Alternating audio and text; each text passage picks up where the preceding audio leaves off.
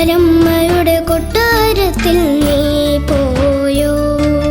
ലല്ലലം പാടി ചെറുമഴ തുള്ളികളോടി തോടും പുഴയായി കടലമ്മയിൽ കൂടി പൂതി തീരാ തല തല്ലി നീ തിരമാല ചാർത്തി കരയോടു നീ.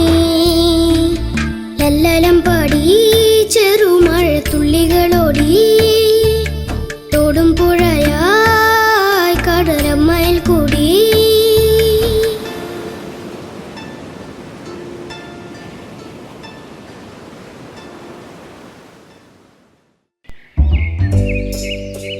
പണ്ട് പണ്ടൊരു കാട്ടിൽ ഒരു മടിയനും പേടിത്തൊണ്ടനുമായ മുയൽ താമസിച്ചിരുന്നു.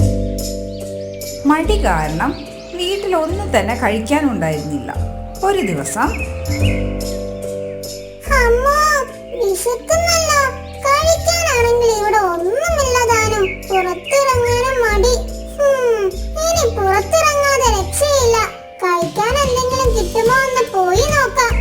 അങ്ങനെ നമ്മുടെ മടിയനായ മുയൽ മനസ്സില്ലാ മനസ്സോടെ ഭക്ഷണം തേടി പുറപ്പെട്ടു.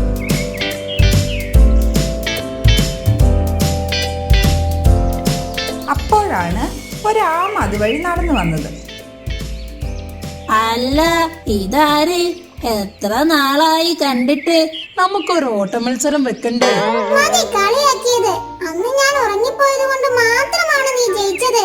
അത് നീ മറക്കരുത്. അത് ശരി, നീ ഉറങ്ങിപ്പോയതിന് ഞാൻ എന്ത് പിഴച്ചു?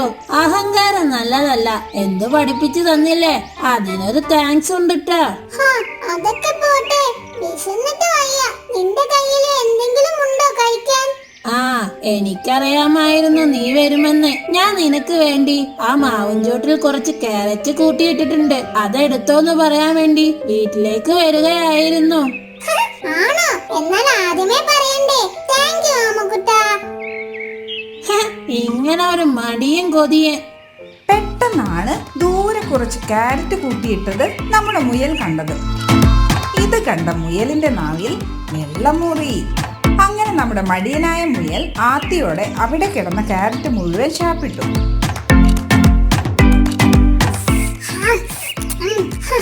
എന്താ സ്വാദ്! എന്നും ഇങ്ങനെ ക്യാരറ്റ് കിട്ടിയിരുന്നെങ്കിൽ എന്ത് രസമായിരുന്നു. നല്ല ശീലം. ഇനി കുറച്ച് ഉറങ്ങിയിട്ട് പോകാം. മടിയനായ മുയൽ വീണ്ടും മടി പിടിച്ച് തൊട്ടടുത്തുള്ള ഒരു മരത്തിന് ചുവട്ടിൽ പോയി കിടന്നുറങ്ങി. പെട്ടെന്നാണ് അവൻ ഒരു സ്വപ്നം കണ്ടത്.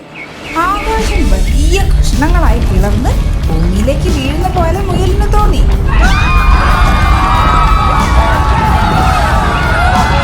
പെട്ടെന്നാണ് ഒരു മാമ്പഴം മുയലിന്റെ തലയിൽ വീണത്.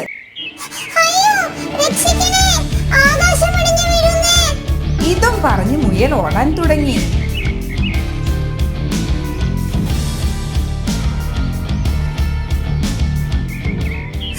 ഹലോ, ഒന്ന് നിന്നേ. എങ്ങോട്ടാ ഇത്ര ധൃതിയിൽ? സംസാരിച്ചു നിൽക്കാൻ സമയമില്ല. ജീവൻ വേണമെങ്കിൽ എന്റെ കൂടെ ഓടിക്കോ. അതെനിക്കെങ്ങനെ? ഓടി പരിചയമില്ല. ചാടിയ ശീലം. എന്താണ് കാര്യം? ആകാശം ഇടിഞ്ഞു വീഴുന്നു. ഞാൻ അവിടെ മാവിൻ ചുവട്ടിൽ കിടക്കുകയായിരുന്നു. അപ്പോഴാ ഞാൻ കണ്ടത്. പിന്നെ ഒന്നും നോക്കിയില്ല. പടച്ചോനെ കാത്തോളി എന്ന് പറഞ്ഞൊരൊറ്റ ഓട്ടം. മാന്യ മഹാമൃഗങ്ങളെ, ജീവൻ വേണമെങ്കിൽ ഓടിക്കോ. ആകാശം ഇടിഞ്ഞു വീഴാൻ പോകുന്നു. പെട്ടെന്നാണ് അതുവഴി നടന്നു വന്ന കരടി മുയലും കുരങ്ങനും ഓടുന്നത് കണ്ടത്. ഹലോ, ഒന്ന് നിന്നെ. രണ്ടാളും എങ്ങോട്ടാ ഇത്ര ധൃതിയിൽ? ഓട്ട മത്സരമാണോ? തമാശ പറഞ്ഞു നിൽക്കാൻ സമയമില്ല. ജീവൻ വേണമെങ്കിൽ ഓടിക്കോ. ആകാശം ഇടിഞ്ഞു വീഴുന്നുണ്ട്. അങ്ങനെ അവർ 3 പേരും ഓടാൻ തുടങ്ങി. അപ്പോഴതാ വഴിയിൽ ഒരു മരത്തിന് താഴെ ഒരാന കിടന്നുറങ്ങുന്നു. എങ്ങോട്ടാ 3 പേരും പേടിച്ചോടി പോകുന്നത്? ആകാശം ഇടിഞ്ഞു വീണോ? അതെ, നിനക്കെങ്ങനെ മനസ്സിലായി ആകാശം ഇടിഞ്ഞു വീഴാൻ പോകുന്നു എന്ന്? ജീവൻ വേണമെങ്കിൽ ഓടിക്കോ. അങ്ങനെ അവർ 4 പേരും ഓടാൻ തുടങ്ങി. ജീവൻ വേണ്ടവർ ഓടിക്കോ, ആകാശം ഇടിഞ്ഞു വീഴാൻ പോകുന്നേ.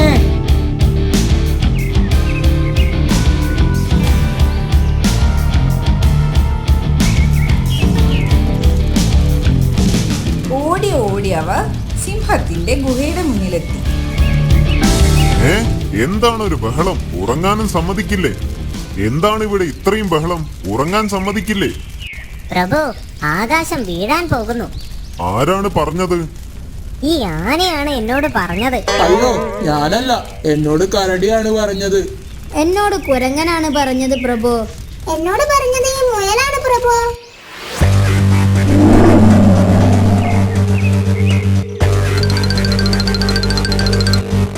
അപ്പോൾ നീയാണ് എല്ലാത്തിനും കാരണം അല്ലേ? പ്രഭു, ഞാൻ കള്ളം പറഞ്ഞതല്ല പ്രഭു. ഞാൻ കണ്ടതാണ് ആകാശം ഇടിഞ്ഞു വീഴുന്നത്. എന്റെ ഈ രണ്ട് കണ്ണുകൾ കൊണ്ടും ഞാൻ കണ്ടതാണ്. ഞാൻ സത്യമാണ് പറയുന്നത്. ആകാശം ഇടിഞ്ഞു വീഴുന്നത് നീ എവിടെയാണ് കണ്ടത്? എന്റെ കൂടെ വരികയാണെങ്കിൽ ഞാൻ എല്ലാം കാണിച്ചു തരാം പ്രഭു.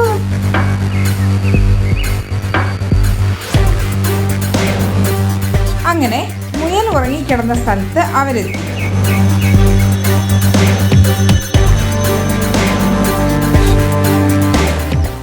ഇവിടെ ഒരു മാങ്ങ മാത്രമാണല്ലോ ഉള്ളത്.